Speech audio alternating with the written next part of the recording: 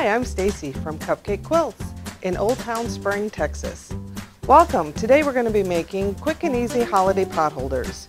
They're quick, simple, and easy to do, which will make gift-giving ideas for your entire family a breeze this holiday season.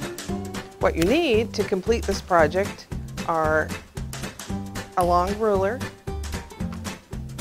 2 coordinating fat quarters, a 2.5 inch by width of fabric strip of fabric for your binding, a 9.5 inch square of Insulbrite, and 2 9.5 inch squares of 100% cotton batting.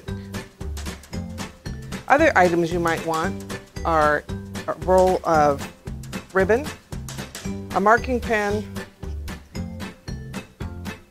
pins, a rotary cutter, and for ease, an 8.5 inch and a 9.5 inch square ruler. The other option for making this pot holder is we have a panel, and any panel would work with smaller squares on it, or you can cut out the squares and use that as the front of your pot holder.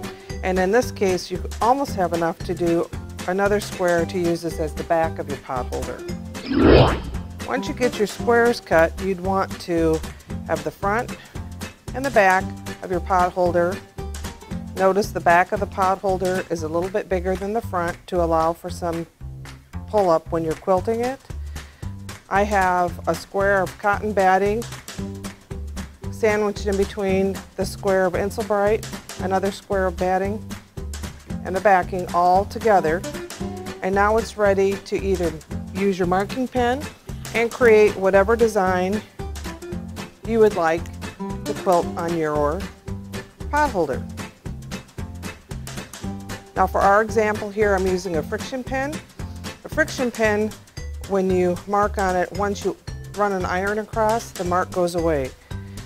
Now I know there's some controversy around the friction pen, but I've never had an issue, so I continue to use them, especially on simple, easy projects such as this pot holder. Once you've gotten your design laid out, then you can take it over to your sewing machine and very easily follow along the lines and stitch using a lighter presser. Once you have all your lines drawn like you want them for your pot holder, then you can take it over to your sewing machine and just follow along the lines to get your quilted pattern on top of your pot holder. I have one already quilted here. We did use lines on this, but we've already pressed it, so the lines have disappeared. And then it's ready to take your 2.5 inch strip. And when you start with your 2.5 inch strip, you want to take it to your iron and fold it in half lengthwise. When you fold it lengthwise and press it, one end you want to fold under and press that also. When you get your pot holder quilted, then you want to trim your pot holder down to about 1/4 inch away from the edge of the pot holder finished size, which should be roughly 8.5 inches. I have one that's been trimmed down, and then you're ready to add the binding. Binding goes on, I usually like to start in the middle, and you can use whatever binding technique you're most comfortable with. This is the one that works for me. When you get to a corner, you want to stop 1/4 inch away from the edge of the pot holder.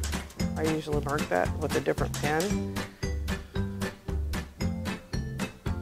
Fold it up 45 degrees, fold it back in place, and you continue all the way around the pot holder.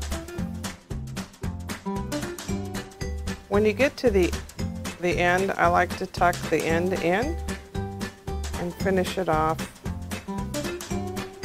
like so. Once you get the binding sewn on, then I use my handy dandy Wonder Clips, or any type of clip will work, and fold it over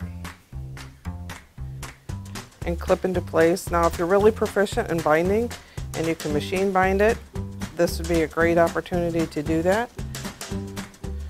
I like the look of hand finishing binding, so I use my Wonder Clips and hand base or hand stitch it all the way around, and you end up with a finished product like this. Now on this one, I didn't add any ribbon. I did to this particular pot holder, so you have a place to hang it on a hook. You could also add a ribbon in the corner or loop up, start in the corner with your binding, loop it up so that you could have a hanger in the middle out of the binding fabric. I like the look of the ribbon, so that's what we've chosen to do.